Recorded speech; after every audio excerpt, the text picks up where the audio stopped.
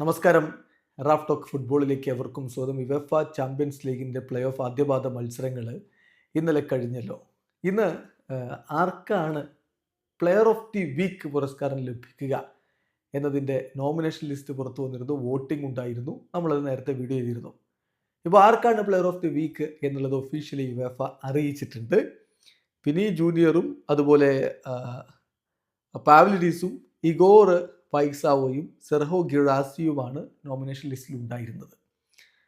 ഇതിൽ ഇപ്പം player of the week പുരസ്കാരം സ്വന്തമാക്കിയിരിക്കുന്നത് സെർഹോ ഗിറാസിയാണ്. അദ്ദേഹം മികച്ച പ്രകടനമാണ് സ്പോർട്ടിംഗ് CPക്കെതിരെ ബൊറൂസിയ ഡോട്ട്മുണ്ടിന് വേണ്ടി പുറത്തെടുത്തത്. അദ്ദേഹത്തിൻ്റെ വക ഗോളും ഒപ്പം അസിസ്റ്റും ഉണ്ടായിരുന്നു. അദ്ദേഹമാണ് ഒന്നാം സ്ഥാനത്തെത്തിയത്. അദ്ദേഹം പ്ലെയർ ഓഫ് ദി വീക്ക് ആയിരിക്കുന്നു. രണ്ടാമത് വന്നത് വിനി ജൂനിയറാണ്. മാഞ്ചസ്റ്റർ സിറ്റിക്കെതിരെ വിനി ജൂനിയർ മികച്ച പ്രകടനം പുറത്തെടുത്തിരുന്നു. ആ കളിയിലെ പ്ലെയർ ഓഫ് ദി മാച്ച് പുരസ്കാരം അദ്ദേഹത്തിനായിരുന്നു. പക്ഷേ ഇപ്പോൾ ഈ വീക്കിലെ മികച്ച രണ്ടാമത്തെ താരമായിട്ടാണ് അദ്ദേഹം തിരഞ്ഞെടുക്കപ്പെട്ടിരിക്കുന്നത്. മൂന്നാമത് വരുന്നത് പാവ്ലിഡീസ് ആണ്. അദ്ദേഹം മികച്ച പ്രകടനമാണ് പോർച്ചുഗീസ് ക്ലബിനായിട്ട് നടത്തിയിട്ടുണ്ടായിരുന്നത്.